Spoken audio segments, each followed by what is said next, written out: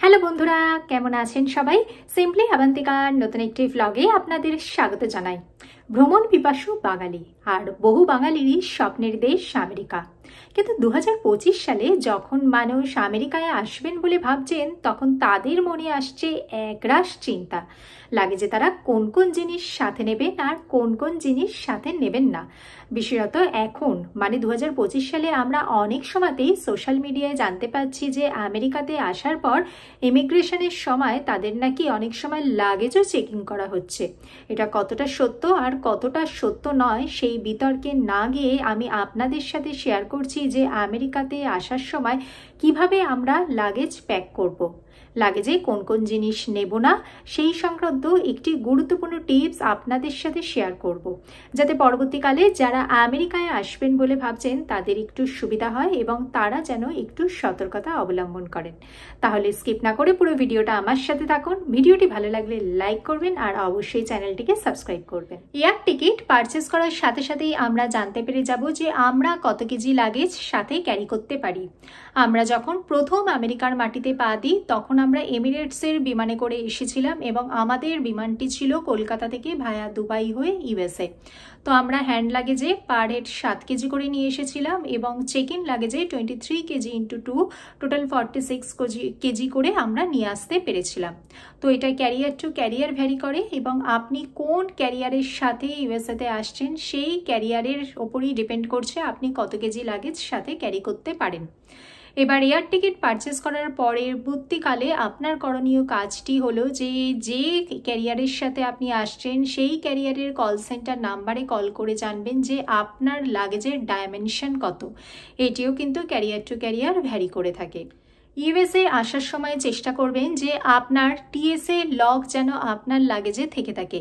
যদি আপনি কোনো নতুন লাগেজ পারচেস করেন তাহলে দেখে নেবেন যে লাগেজেতে টিএসএ লক আছে কিনা। আর যদি আপনার বাড়িতে থাকা পুরনো লাগেজ নিয়ে আপনি ইউএসএ ভ্রমণ করতে চান তো সেক্ষেত্রে আপনি কোনো অনলাইন স্টোর থেকে আপনি টিএসএ লক পারচেস করতে পারেন বা কোনো লাগেজের স্টোর থেকে গিয়ে আপনি টিএসএ লক আপনার যে লাগেজটি ছিল তার সাথে আপনি অ্যাটাচ করে নিতে পারেন। এবং প্রথমেই কিন্তু আপনাকে একটি লাগেজ মেজার করার একটি ডিভাইস কিনে নিতে হবে, যেটা আমরা অনলাইনে পারচেস করেছিলাম। আপনি চাইলে অনলাইনেতে পারচেস করে নিতে পারেন অথবা যে কোনো স্টোর থেকেও আপনি পারচেস করতে পারেন। একটি লাগেজ মেজার করার যদি ডিভাইস থাকে তাহলে আপনি বুঝতে পারবেন যে আপনার লাগেজ যত কেজি আপনার অ্যালট করা হয়েছে তার মধ্যে আছে কি নেই। যদি আপনার লাগেজের ওয়েট আপনার যত কেজি অ্যালট করা রয়েছে তার থেকে বেশি হয়ে যায় তাহলে আপনাকে অযথা পেনাল্টি বহন করতে হবে। তার থেকে বেটার হয় যে প্রথমেই আপনি একটি লাগেজ মেজার করার একটি ডিভাইস কিনে নেবেন এবং বাড়িতে আপনি ওয়েট করে তারপরেতে আপনি এয়ারপোর্টের দিকে উদ্দেশ্যে রওনা হবেন। এর পরবর্তীকালে আপনার করণীয় কাজটি হলো আপনি কোন কোন জিনিস হ্যান্ড লাগেজে নেবেন এবং কোন কোন জিনিস আপনি চেক ইন লাগেজে নেবেন তার একটি লিস্ট তৈরি করবেন। সাধারণত হ্যান্ড লাগেজে কিন্তু আপনার সমস্ত গুরুত্বপূর্ণ ডকুমেন্টস নেবেন, পাসপোর্ট নেবেন এবং আপনার ট্রাভেল সংক্রান্ত সমস্ত জরুরি কাগজপত্র নেবেন। তার সাথে আপনি যদি ওয়ার্ক ভিসাতে আসেন তাহলে আপনার চাকুরির কাগজপত্র, যদি আপনি স্টুডেন্ট ভিসাতে আসেন তাহলে তার সমস্ত গুরুত্বপূর্ণ কাগজপত্র নেবেন এবং সমস্ত কাগজপত্র কিন্তু অত্যন্ত নিরাপত্তার সাথে আপনার হ্যান্ড লাগেজে নেবেন এবং তার অবশ্যই কিন্তু সফট কপি আপনি ক্যারি করবেন। এছাড়া আপনি হ্যান্ড লাগেজে কোনো দাহ্য পদার্থ নেবেন না, কোনো শার্প অবজেক্ট নেবেন না। যদি আপনার লিকুইড কিছু নেওয়ার হয় তাহলে কিন্তু সেটি অবশ্যই 100 ml এর কোনো বটলে নেবেন। আর অবশ্যই হ্যান্ড লাগেজ এবং চেক ইন লাগেজে কোনো ফুড আইটেম কিন্তু একদমই নেবেন না। কোনো ফুড আইটেম নিয়ে কিন্তু আমেরিকায় আসা বর্তমানে কিন্তু একদমই অ্যালাউ করা হচ্ছে না। তাই অবশ্যই কিন্তু সতর্কতা অবলম্বন করবেন যেন ফুড আইটেম যেন না নিতে হয় আপনাকে। এরপরেতে আসি চেক ইন লাগেজে।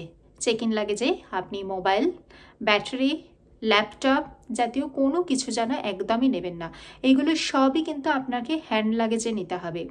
আর আপনি চেক ইন লাগেজেতে এমন কোনো নিষিদ্ধ বা বিতর্কিত কিছু জিনিস একদমই নেবেন না এবং সেখানেতে কিন্তু আপনি যদি হ্যান্ড লাগেজে যদি আপনি লিকুইড মানি ক্যারি করার হয়ে থাকে তাহলে চেষ্টা করবেন সেটা যেন 10,000 USDর মধ্যে যেন হয়ে থাকে। আর যদি আপনাকে কিছু জুয়েলারি বা কোনো মূল্যবান কোনো অর্নামেন্টস ক্যারি করতে হয়ে থাকে তাহলে তার অবশ্যই ডকুমেন্টস সাথে রাখবেন। যদি আপনার পরনে কিছু থেকে থাকে, পরনে যদি কোনো আংটি বা কোনো জুয়েলারি থেকে থাকে, তাহলে সেক্ষেত্রে কোনো প্রবলেম হবে না। কিন্তু আপনি যদি লাগেজে যদি মূল্যবান যদি অলংকার ক্যারি করেন, তাহলে চেষ্টা করবেন তার যেন ডকুমেন্টস থেকে থাকে। যে আপনার যা মেডিসিন, চেষ্টা করবেন তারও যেন ডকুমেন্টস থেকে থাকে। তবে সাধারণত যে সমস্ত জরুরি মেডিসিন যেগুলো আমরা রেগুলার ক্যারি করে থাকি, তার জন্য সাধারণত লাগে না। তবে যদি কোনো ডক্টরস প্রেসক্রিপশন থেকে থাকে, তাহলে সেটা অবশ্যই কিন্তু ভীষণই ভালো হয়ে থাকবে। আর যারা অনেকেরই বাবা মা বা বয়স্ক কোনো মানুষজন যখন হুইল চেয়ারে ট্রাভেল করেন, তাহলে চেষ্টা করবেন বর্তমান সময়তে ডক্টরসের থেকে একটা প্রেসক্রিপশন করিয়ে নেবার। কারণ ডক্টরের প্রেসক্রিপশন ছাড়া কিন্তু হুইল চেয়ার নিয়ে যারা ট্রাভেল করছে, তাদেরকে কিন্তু কিছু প্রবলেম অনেক সময়তেই ফেস করতে হচ্ছে। আর চেষ্টা করবেন কোনো ফুড আইটেম যেন সাথে না রাখতে। এছাড়াও আপনি যখন দেশ থেকে আমেরিকাতে প্রথমবার আসবেন, তখন আপনাকে আরও কিছু জিনিস একটু মাথায় রাখতে হবে। যেরকম কিছু জিনিস আপনার নিয়ে আসার দরকার নেই, বিশেষত ইলেকট্রনিক্স গ্যাজেট। যদি আপনি ট্রিমার বা হেয়ার ড্রায়ার বা মিক্সার বা টোস্টার এইগুলো আপনি দৈনন্দিন জীবনে ব্যবহারে অভ্যস্ত হয়ে থাকেন, তাহলে সেইগুলো আনার দরকার নেই। কারণ দুই দেশের মধ্যে ভোল্টেজের ডিফারেন্সের দরুন এইগুলো কিন্তু দেশ থেকে নিয়ে আসার পর কিন্তু কিছুদিন হয়তো আমেরিকাতে চলে, তারপরে হয়তো আর কাজ করে না। এর পাশাপাশি আপনার যদি মনে হয় যে দেশে থাকাকালীন আপনার পরবর্তী মোবাইল বা ল্যাপটপ বা পাওয়ার ব্যাংক নিতে হবে, তাহলে চেষ্টা করবেন সেগুলো আমেরিকায় এসেই নেওয়ার। কারণ আমেরিকাতে কিন্তু ইলেকট্রনিক্স গ্যাজেটের কন্ডিশনও অনেক ভালো থাকে এবং দামেরও কিন্তু অনেকটা ভালো পেয়ে যাবেন। আর অনেক চাইনিজ ফোন যেগুলো আমাদের দেশে খুব ভালোভাবে চললেও যেগুলো কিন্তু আমেরিকাতে অতটা চলে না অনেক সেইটি। তাই চেষ্টা করবেন যদি মোবাইল নেওয়া হয়, তাহলে আপনি আমেরিকাতে এসে তারপরেই নেবেন। আর যদি মনে হয় যে দেশ থেকে আপনি যখন আমেরিকাতে আসছেন, প্রচুর আপনি উইন্টার গার্মেন্টস নিয়ে আসবেন, লাইক জ্যাকেট নিয়ে আসবেন বা স্পোর্টস শু নিয়ে আসবেন বা ধরুন ওয়েস্টার্ন গার্মেন্ট নিয়ে আসবেন, সেগুলোও বলবো যে সেগুলো দেশ থেকে আনার দরকার নেই, সেগুলোও চেষ্টা করবেন আমেরিকায় নেওয়ার জন্যে। আর হ্যান্ড লাগেজে অবশ্যই যদি আপনি শীতকালে যদি আপনি ইউএসএতে আসেন, তাহলে চেষ্টা করবেন হ্যান্ড লাগেজে অবশ্যই যেন জ্যাকেট সাথে রাখতে। কারণ আমেরিকাতে আসার পর আপনি আমেরিকাতে যদি আপনি শীত প্রধান কোনো অঞ্চলে যদি আপনি ল্যান্ড করেন, সেখানেতে শীতের তীব্রতাও প্রচণ্ডই বেশি। তাই চেষ্টা করবেন একটা জ্যাকেট সাথে ক্যারি করার। আর যদি নতুন জ্যাকেট কেনার হয়, তাহলে চেষ্টা করবেন আমেরিকাতে এসে কেনার। কারণ আমাদের দেশের যে ঠান্ডা, সেই ঠান্ডাতে যে জ্যাকেট পাওয়া যায়, সেই জ্যাকেটেতে কিন্তু আমেরিকাতে আজকে যদি আপনার শিকাগো বা নিউ ইয়র্কের মতো কোনো অঞ্চলে পোস্টিং হয়ে থাকে, তাহলে সেই জ্যাকেট পরে আপনি হয়তো আমেরিকার ঠান্ডাকে সহ্য করতে পারবেন না। আর এখানকার যে স্পোর্টস শু এর কথা বলবো, সেটাও কিন্তু আমেরিকাতে প্রচুর ভালো পরিমাণেতে পাওয়া যায়। এখানে তো অজস্র স্টোর রয়েছে, সেখান থেকে আপনি কিন্তু ডিরেক্ট পারচেস করতে পারেন। আর কি জিনিস আনবেন সেই সংক্রান্ত আমার ডিটেল একটি ভিডিও আসছে, অবশ্যই চ্যানেলটিকে সাবস্ক্রাইব করে রাখুন। কোন কোন জিনিস আমেরিকায় আসার সময় অবশ্যই আপনাকে সাথে ক্যারি করতে হবে। আমি এই ভিডিওর মাধ্যমে আপনাদের সাথে শেয়ার করলাম আমেরিকায় আসার সময় কোন কোন জিনিস নেবেন না।